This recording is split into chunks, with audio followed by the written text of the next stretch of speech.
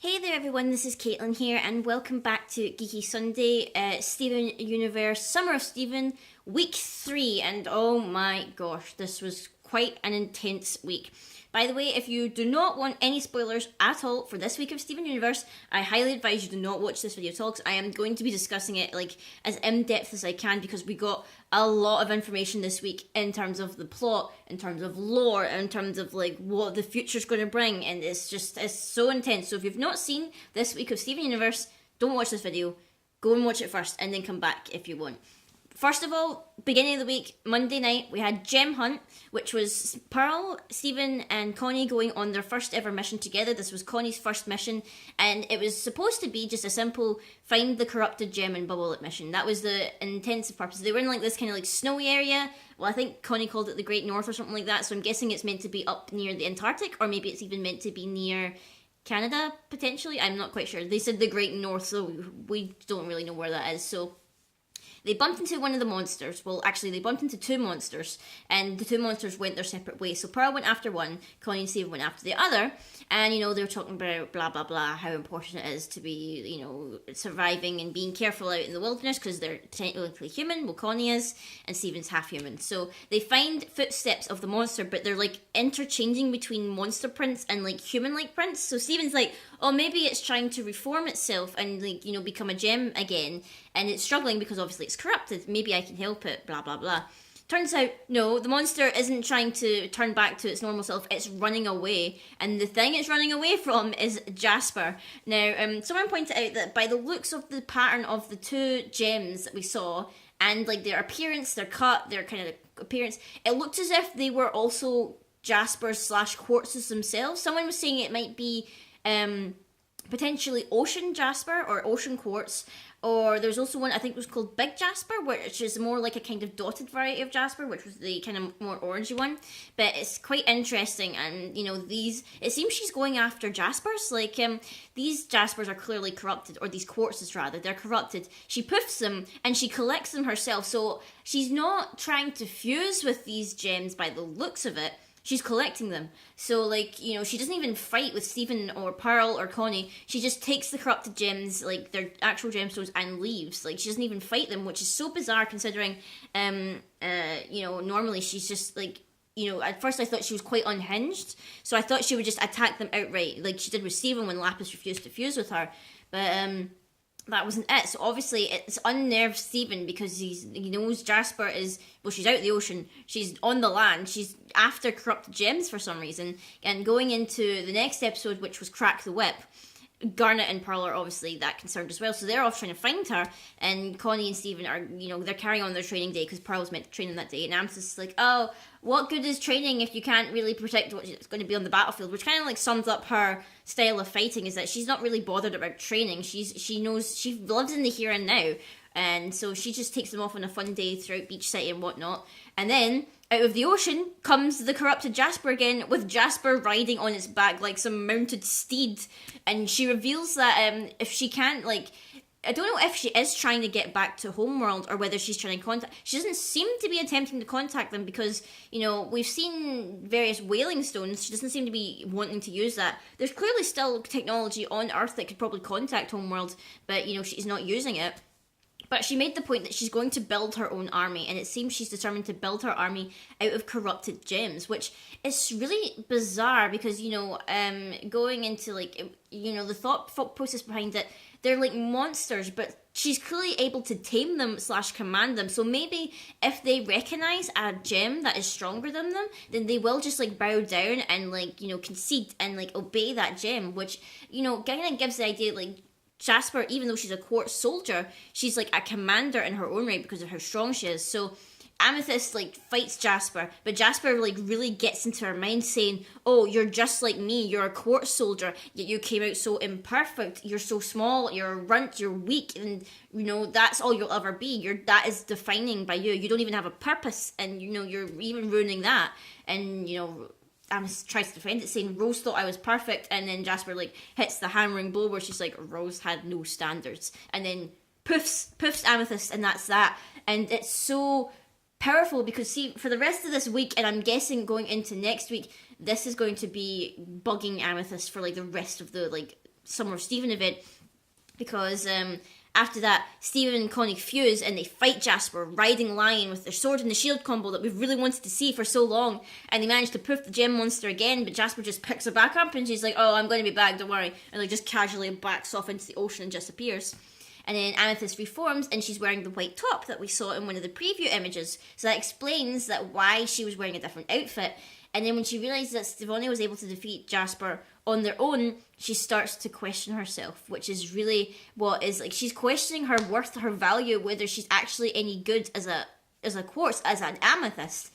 And going into Amethyst versus Steven, it turns out that she's not going to be going rogue or she's going evil or anything like that. Turns out she's just trying to prove to Steven that she's the worst gem. Like, she gets all worked up with like trying to convince Steven that she's the worst gem out of all the crystal gems. And Steven's like, well, no, not really. I'm not even like a real gem. I'm like half a gem. I'm not even going to be able to live up to my mum. I don't even know what Rose Quartz wanted for me. I'm not Rose Quartz. And they get into like a huge like fighting match, trying to declare who's the worst out of the two of them before they just eventually they work off their rage or whatever and like peter out. But then we get into the half an hour, well, technically 20-minute special because of ad breaks, but the half an hour special of Bismuth, where we got to finally meet this new gem called Bismuth, who I suspect is the gem that may have poofed Lapis in her flashback. In her flashback, she was punched by a gem with rainbow dreadlocks and a really stocky build, and I really think that was Bismuth, but obviously we don't really have any confirmation about that. But anyway, Bismuth inside Lion's Mane, Steven accidentally unbubbles her, she comes out,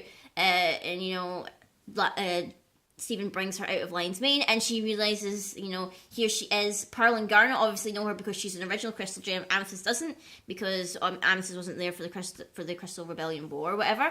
And you know, it seems great at first. Bismuth is a really likable character at first. You know, she's getting along with everyone, but then when they show her the battlefield and tell her, you know, you've been out of it for like 5,000 odd years, everyone's gone, we're all that's left of the rebellion, then something like kind of changes in Bismuth. You see it at first when like she appears and she asks where Rose is, and Pearl says, oh, she said that she lost you in this battle. You can see straight away there's the tell on her eyes, like she's giving off this expression like as if she doesn't quite know what's going on, but then she kind of brushes it off, and you know, you don't get back to that until like later on in the episode. But then Bismuth takes them to the Forge, which is where it's revealed that Bismuth, their primary role in Homeworld was to build. They built, you know, spires, they built colosseums, they built arenas. That was their purpose.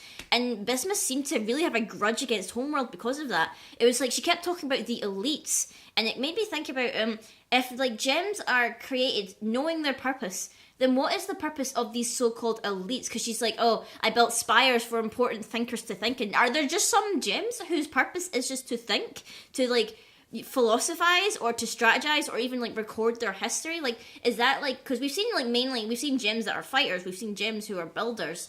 We've never really seen any gems who their purpose is just to think. So I find that really strange that even in Homeworld, where the diamonds are the absolute authority, there are gems that are still considered elites, and I wonder like what kind of gems it would be. But Bismuth explains that she didn't want to like build, she wanted to forge weapons, and because Rose said you can do whatever you want, what do you want to do? And Bismuth is like, I want to make weapons. So she upgrades the Crystal Gems weapons. You know, Pearl gets a trident, Amethyst gets like kind of like spikes, forks at the ends of her whip, and then like kind of like a flail, and then Garnet kind of gets an upgrade to her gloves. I can't really tell exactly what the upgrade is because I couldn't really tell. I think it was like knuckle dusters or something like that, but I couldn't tell. And we'd never see Bismuth's actual weapon, which leads me to believe maybe Bismuth doesn't have a weapon herself, because she's like forming her arms into different weapons like hammers and things like that, and like axes and pickaxes, but she doesn't actually show she has one herself, so maybe she doesn't actually have one, and she's getting into like this rough training session, like showing off like what the weapons can do, and she's like, oh, Steven, why don't you show me what you can do? And he's scared because he knows he's not really a fighter in like the actual sense, he just has his shield, so that's really the only weapon he has. And he tries to like try and integrate her into the modern Crystal Gems by showing her like different things like badminton and like entertainment television and all this stuff.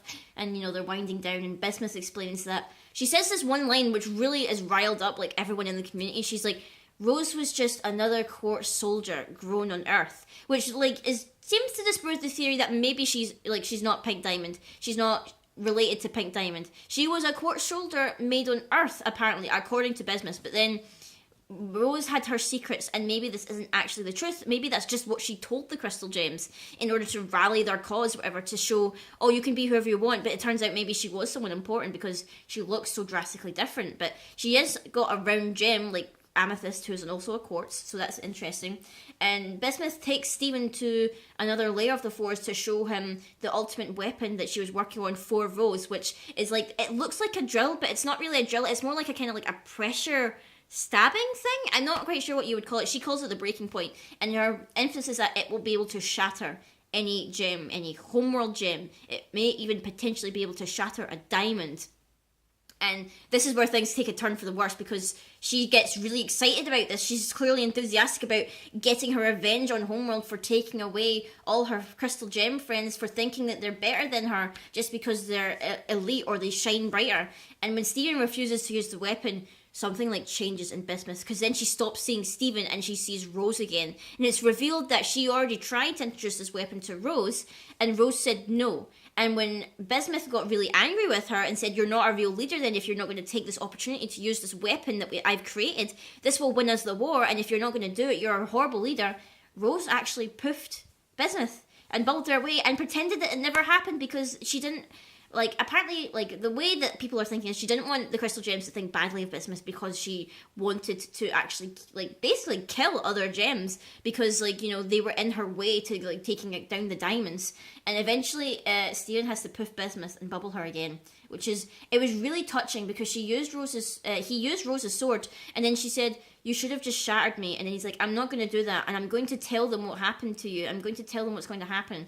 And she says, then you're already better than her, before she, like, goes back inside her gem, which I thought was really emotional. So overall, we've got so much from this week now, and going into the next week, which is technically the last week of Summer of Stephen before we resume to, like, normal airing times, we know that Jasper is building an army of corrupted gems. We know that Rose was potentially just another quartz soldier.